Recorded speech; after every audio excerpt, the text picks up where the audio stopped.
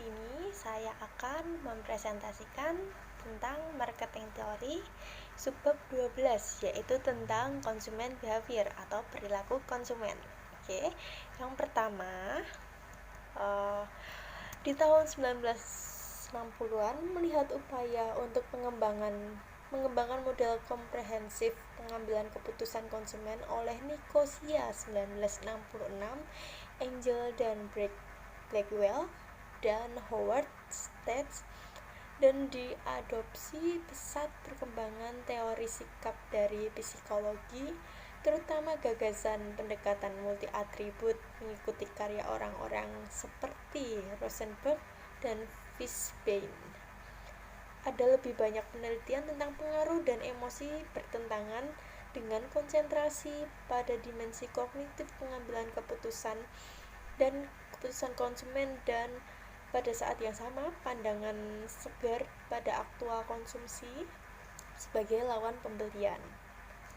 Selanjutnya, di dalam hal ini kita dapat melihat bahwa penulis seperti Bach dan Hirschman mungkin berada di depan sosiolog berpengaruh Eropa seperti Giddens 1991 dan Kane 1996 yang kemudian berfokus pada identitas dan kepemilikan sebagai indikator kunci dan untuk memberikan status dalam masyarakat postmodern.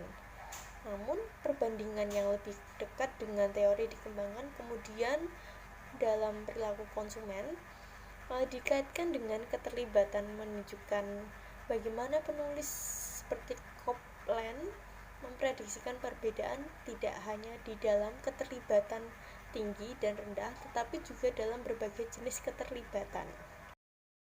Ada juga yang berpendapat, yaitu Wells berpendapat bagaimana penelitian telah didominasi oleh konsentrasi pekerjaan, menyelidiki aspek prapembelian terutama pemilihan merek, dan bagaimana sebagian besar mengabaikan masalah pasca pembelian dan juga keputusan konsumen tingkat yang lebih tinggi yang secara substansial mempengaruhi arah kehidupan.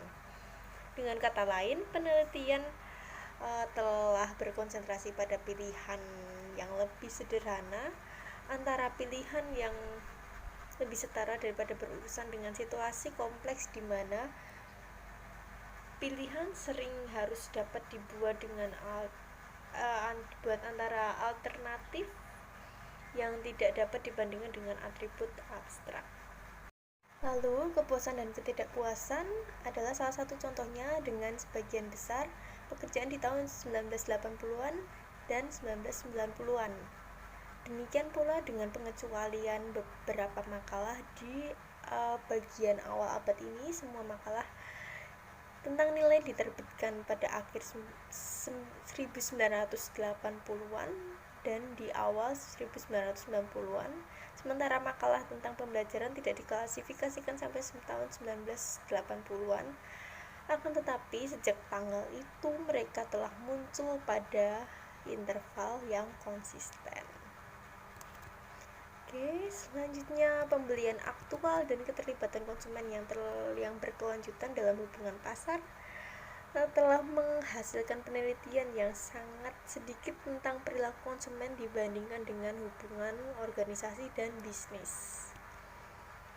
Selanjutnya, sementara ada paradigma dominan yang jelas yang telah mendominasi perilaku konsumen, penelitian selama 30 hari terakhir hanya ada sedikit upaya untuk menghasilkan model integratif yang memberikan teori umum yang setara dengan memandu pengembangan subjek sebelumnya, seperti teori of recent action seperti yang dikembangkan pada tahun 1970-an dan kemudian diperluas. Prinsipnya langsung dan menunjuk bahwa perilaku kita sebagai konsumen berorientasi pada tujuan yang ditentukan oleh 3 kekuatan yang mendasar. Yang pertama, sikap kita terhadap aktivitas atau objek. Yang kedua, pandangan kita tentang norma-norma sosial seputar perilaku konsumen yang sedang dipertimbangkan dan keinginan kita untuk mematuhi norma-norma tersebut. Yang ketiga, kemampuan kita untuk mengendalikan situasi dan bertindak sesuai keinginan kita. Ada lagi teori kognitif sosial memiliki banyak elemen yang mirip dengan planned behavior.